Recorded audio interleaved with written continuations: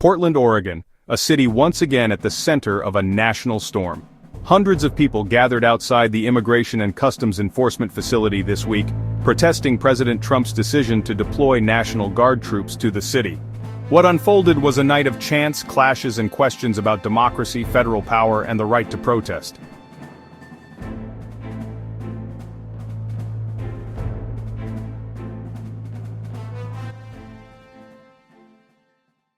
On Saturday, the Trump administration authorized the deployment of 200 Oregon National Guard members, citing the need to protect federal agents and ICE facilities. But in Portland, a city with a long history of protest and resistance, the move ignited outrage.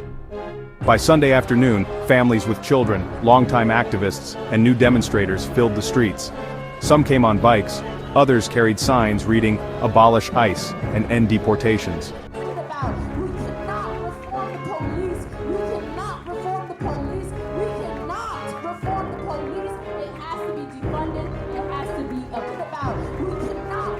The atmosphere, raucous, loud, but at first largely peaceful.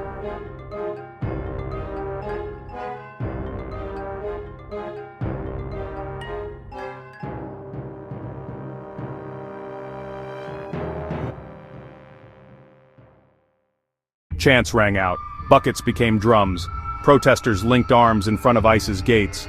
Federal agents, masked and armed with long-barrel rifles, kept watch from rooftops and doorways. When cars tried to enter or leave the ICE building, about 24 agents would escort them, pushing through the crowd. This tense choreography repeated throughout the day, while police redirected traffic and buses were forced to shut down service in the area.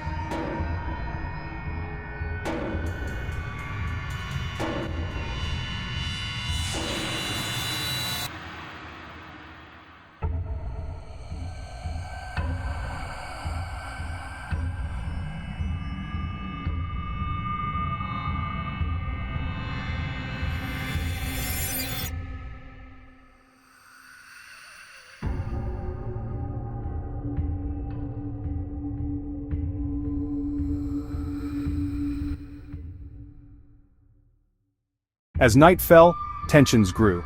Agents fired pepper balls into the crowd to push back demonstrators. Counter-protesters also appeared, more than in previous nights, and verbal clashes escalated. One protester was even surrounded and detained near the entrance. Still, despite the confrontations, many families and peaceful demonstrators remained, standing their ground against what they viewed as a dangerous overreach by the federal government.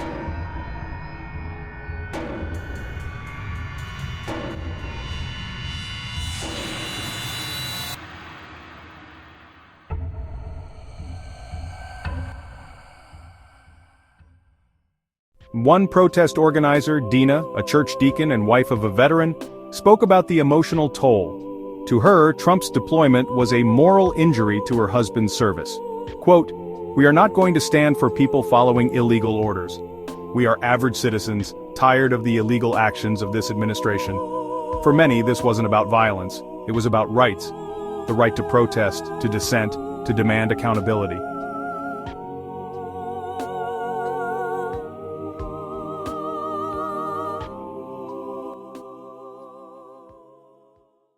Political leaders were quick to respond.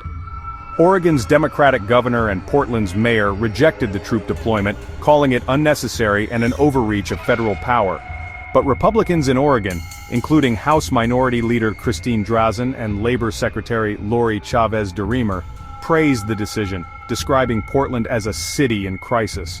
Meanwhile, the state and city filed a federal lawsuit, arguing the Trump administration acted unlawfully. So was this about public safety or political theater? That question now fuels the courtroom and the streets alike.